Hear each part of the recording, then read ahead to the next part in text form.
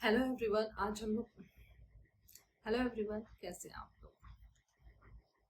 Last video जो मैंने डाली थी वो पता नहीं क्या हुआ था, ऐसे ही मैं वीडियो बना रही थी और मैंने डाल दी थी।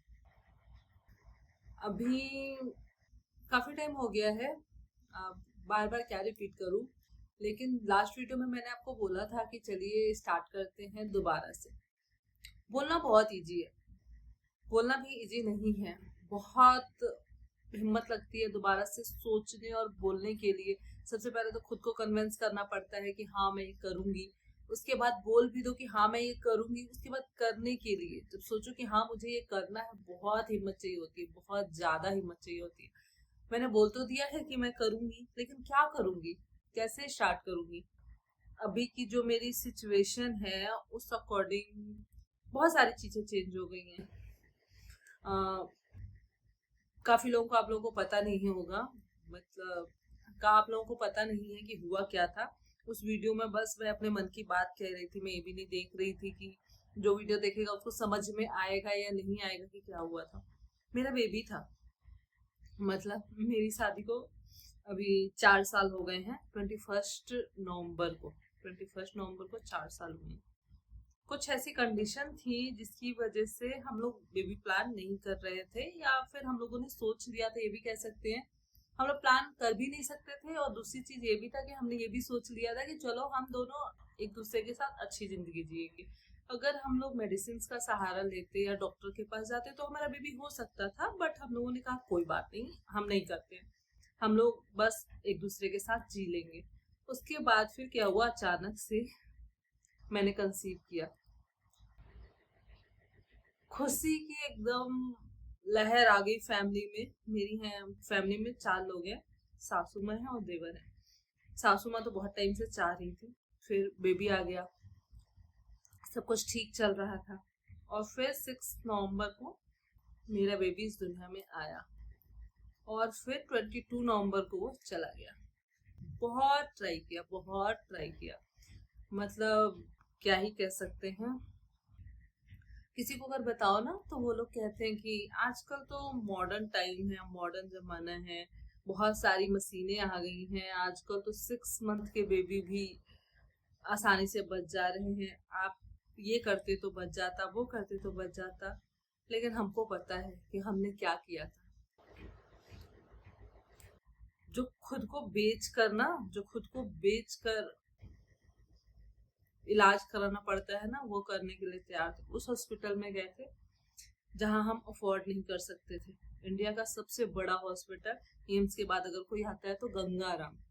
गंगाराम तक हम गए, लेकिन हम नहीं बचा पाए। उसको छोड़िए, ये सारी बातें जो हो गया उसको नहीं सही कर सकते। ये भी कहना आसान है, अभी मैं कह ले रही हूँ कि जो हो गया उसको नहीं सही कर सकते। बट मेन प्रॉब्लम ये है ना कि जब याद आती है, याद क्या आती है, हमेशा दिमाग में रहता है। कभी कभी खुद को संभाल लेती हूँ, कभी कभी खुद को नहीं संभाल पाती। फिर वही वापस रोना धोना सारी चीजें। रोने से क्या ही हो जाएगा। सब कुछ किया है, सब कुछ। मेरा मतलब क्या ही कहें, सी सेक्शन भी हो गया, वो दर्द भी मिल गया, सब कुछ हो गया। मैं अभी हील करने में पता नहीं मुझे कितना टाइम लगेगा। बस जो नहीं मिला वो मेरा बेबी। मतलब एक बोलते हैं ना, एक फीमेल बहुत दर्द सहती है, बहुत सारी चीजें करनी पड़ती है एक बेबी को डिलीवर करने के लिए। वो सब कुछ मैंने किया, सब कुछ हो गया। बेबी आ भी गया, बेबी को 16 डेज एनआईसीयू में भी रख लिया। लेकिन जो नहीं हुआ वो मेरे पास नहीं आ पाया, मतलब मेरी गोदी में नहीं आ पाया। मैं उसको घर नहीं ला पाई। मैं उसको हमेशा बोलती थी ठीक हो जाओ घर ले चलूंगी, ठीक हो जाओ घर ले चलूंगी। उसको घर नहीं ला पाई मैं। कोई नहीं, बहुत ही स्ट्रांग था, बहुत फाइट किया उसने, बहुत ज्यादा। दूसरी चीज ये कि मैंने उसको उस कंडीशन में देखा है ना, जिस कंडीशन में कोई अपने बेबी को या किसी भी पर्सन को देखना नहीं चाहेगा। जब जब वो आया था वो बहुत हेल्दी था, सारी चीजें ठीक थी। बस वो प्रॉब्लम ये थी कि प्री मेच्योर था, वाटर लेवल कम हो गया था, इसकी वजह से प्रीमेच्योर डिलीवरी करनी पड़ी। लेकिन डॉक्टर ने देखते हुए उसको बोला था कि आपका बेबी बिल्कुल ठीक है, बिल्कुल हेल्दी है। ये सुनने के बाद ना मतलब सब कुछ ठीक हो गया था कि अब तो बेबी इस दुनिया में आ जाएगा, सब कुछ ठीक रहेगा। 8-9 दिन सब कुछ ठीक भी रहा। मैं उसको केएमसी देने जाती थी मैं अपना जब उसको छूती थी तो जब भी मैं उसको छूती थी अपना उंगली पकड़ाती थी, वो अंगड़ाई लेने लग जाता था। उसको अपना फिंगर जब उसको अपना फिंगर टच कराती थी ना तो वो पकड़ लेता था। शुरू के 4 दिन में केएमसी केएमसी कराने जब जाती थी, पहले दिन जब वो मुझे गोदी में मिला था, मैं उसको पकड़ नहीं पा रही थी, उसको टच नहीं कर पा रही थी। लेकिन जब पहली बार चार चार क्या बेबी होने के लगभग 7-6 दिन बाद मुझे वो केएमसी के लिए मिला था, तो मैं उसको 3-4 घंटे, आधा घंटे के लिए डॉक्टर ने लिया था, लेकिन मैं उसको छोड़ ही नहीं रही थी, 3-4 घंटे लिए बैठी रही। बहुत अच्छा लग रहा था। उसके बाद फिर दूसरे दिन केएमसी के लिए नहीं मिला किसी रीजन से, उसको मेडिसिन देनी थी इसलिए वो मुझे नहीं मिला। उसके बाद फिर एक दिन और केएमसी के लिए मिला मुझे। वो मैं रोज सुबह शाम खुद को साफ करके नहा धोकर जाती थी ताकि मैं उसको छू सकूं, उसको देख सकूं। और फिर जब मैंने उसको सेकेंड केएमसी के लिए लिया था तो उस टाइम सी सेक्शन हुआ था ना, तो मेरे बॉडी में भी पेन होता था, मैं ज्यादा देर बैठ नहीं सकती थी, फैमिली वाले सब मना करते थे। लेकिन उसके बावजूद भी मुझे उसके पास रह के ना एक अलग सा सुकून फील होता था, उसको छू के, उससे मिल के, उसके पास रह के। तो मैं उसे छूती रहती थी।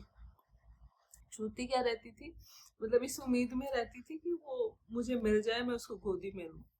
जब मैंने उसको सेकंड केएमसी के लिए गोदी में लिया था ना, तो वो जैसे बच्चे नहीं होते हैं, मुंह रगड़ना, इधर उधर हाथ मारना, पैर से मेरे फेस को, पैर से खुद को ढकेल के मेरे फेस को टच करने की कोशिश करना, ये सब पहला एक्सपीरियंस था मेरा। बहुत अच्छा लग रहा था सब कुछ।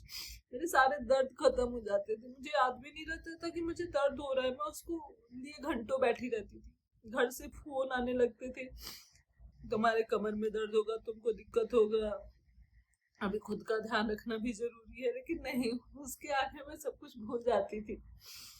फिर सेकंड केएमसी के दिन जब मैं घर आने लगी, घर आने को वो कॉल आ रहे थे, 5 घंटे बीत चुके थे। तो जब मैं घर आने लगी ना, तो फिर क्या हुआ कि वो रोने लग रहा था। जब भी मैं उसको उठा के अपनी गोद से हटाने की कोशिश कर रही थी, आईसीयू के बेड पे लिटाने की कोशिश कर रही थी, वो रोने लग रहा था। मैं उसको नहीं लिटा रही थी, बार बार रख रही थी, फिर गोदी में ले रही थी। तो जब वो रो रहा था मैं हंस रही थी कि वो मुझे इतने अच्छे से जानने लगा है कि जब मैं उसको रख रही हूँ तो वो रो रहा है। तो ये भी एक फीलिंग अलग ही होती है। जब वो पैदा हुआ था, रो रहा था, तब भी मैं हंस रही थी। फिर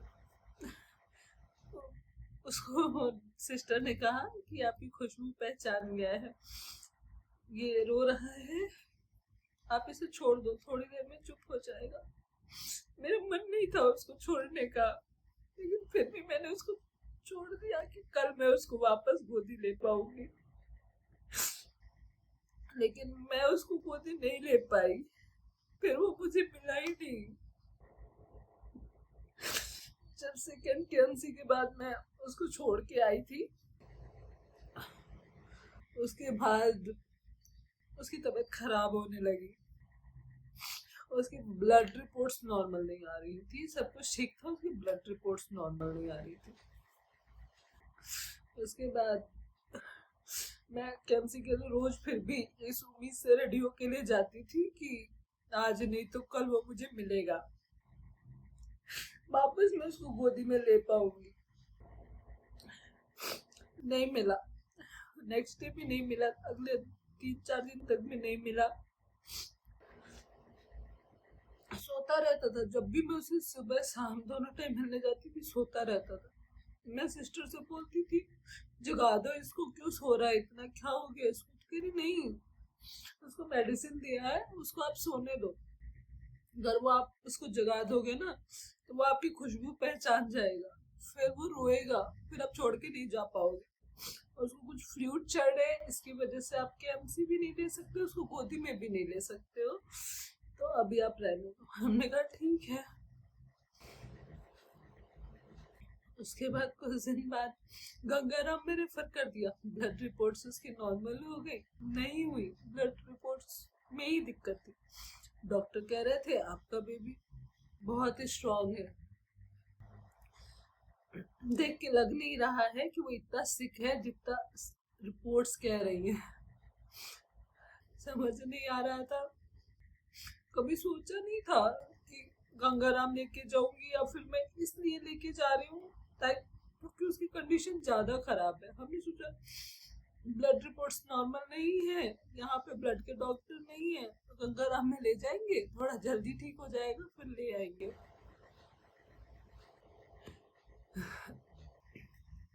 गंगाराम गए, पहले दिन दूसरे दिन डॉक्टर का कहना था हम टेस्ट कर रहे हैं, टेस्ट रिपोर्ट जब आ जाएंगी ना तभी हम कुछ कह पाएंगे। टेस्ट रिपोर्ट आने से पहले ही उसका बीपी डाउन होने लगा, उसका बीपी डाउन हो गया, और जो पैदा होने के बाद से अभी तक कभी भी किसी सपोर्ट पे नहीं था, उसे ऑक्सीजन के सपोर्ट पे रखना पड़ा।